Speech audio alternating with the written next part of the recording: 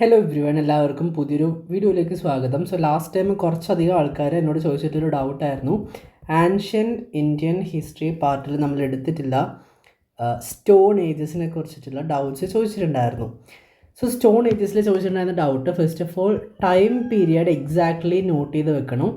First of all I would like to say prehistoric era, അതേപോലെ തന്നെ proto historic era, അതേപോലെ തന്നെ historic എറ. ഇങ്ങനെ 3 രീതിയിലാണ് ഹിസ്റ്ററി ഡിവൈഡ് ചെയ്ത് വെച്ചിട്ടില്ല. അതിൽ പ്രീ ഹിസ്റ്റോറിക് എന്ന് വെച്ചാൽ റിട്ടൺ എവിഡൻസ് ഒന്നുമില്ല, അന്നത്തെ കാലത്ത് ആൾക്കാർ അവരുടെ പാസ്റ്റ് എഴുതി വെച്ചിട്ടില്ല.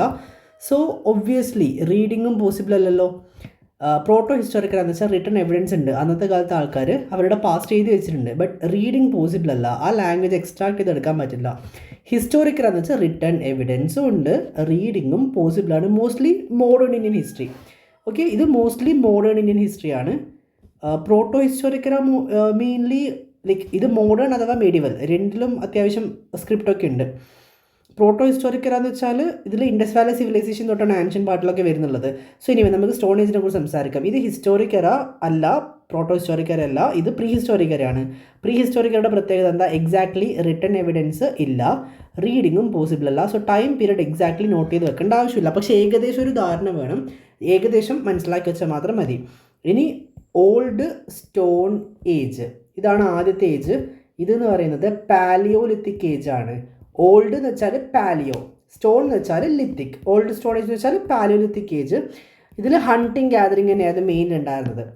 അടുത്തത് middle stone age. Middle stone age, middle എന്ന് വെച്ചാൽ എന്താ?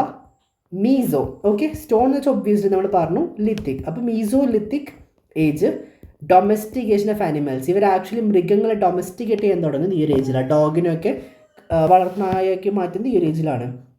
അടുത്തത് ന്യൂ സ്റ്റോൺ ഏജ്. ഇത് സ്റ്റോൺ ഏജിൽ അവസാനത്തെ പാർട്ട്. ന്യൂ സ്റ്റോൺ ഏജ് എന്ന് പറയുന്നത് ന്യൂ സ്റ്റോൺ ഏജ് സ്റ്റോൺ ഏജിൽ അവസാനത്തെ പാർട്ടല്ല, ഇത് അതിൻ്റെ കോപ്പർ സ്റ്റോൺ ഏജ് ഉണ്ട്. ബട്ട് മെയിൻലി വലിയ ഡിഫറൻസസ് ആക്ച്വലി ഇത് തമ്മിലുണ്ട്. അതായത് നിയോലിത്തിക് ഏജ് എന്ന് വെച്ചാൽ ഇവിടെ ഡൊമസ്റ്റിക്കേഷൻ ഓഫ് പ്ലാന്റ്സിനെ ഡൊമസ്റ്റിക്കേറ്റ് ചെയ്യുന്ന അഗ്രികൾച്ചർ ആക്ടിവിറ്റീസ് സ്റ്റാർട്ട് ചെയ്യുന്നത്. ഇവിടെയൊക്കെ വലിയൊരു ഡിഫറൻസ് ആക്ച്വലി ഉണ്ട്. ഈ മുമ്പോട്ടേക്കുള്ളിൽ വലിയ ഡിഫറൻസസ് ഇല്ല.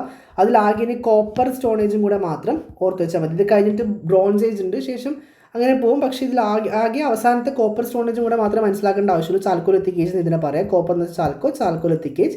ഇതിൽ ഡിസ്കവറി ഓഫ് കോപ്പറാണ് ആക്ച്വലി ഇതിൽ വരുന്നുള്ളത്. ഇത്രയും കാര്യങ്ങളൊന്ന് ഷോർട്ടായിട്ട് ക്വിക്കായിട്ട് ഓർമ്മിച്ചേക്കുക. ഇത് ഭയങ്കര ഇമ്പോർട്ടൻ്റ് ആണ്. പിന്നെ ഇതിൽ യൂസ് ചെയ്ത ടൂൾസ് തുടങ്ങിയിട്ടുള്ള കാര്യങ്ങളെക്കുറിച്ചിട്ട് ഇതിന് മുമ്പ് കുറച്ച് വീഡിയോസ് ചെയ്തിട്ടുണ്ട്. കണ്ടിട്ടില്ലാത്ത ആൾക്കാർ വന്ന് കാണുക. Then you will get to know എന്താണ് സംഭവം എന്നൊക്കെ. So doubts and queries you are free to ask in the comment section. Okay.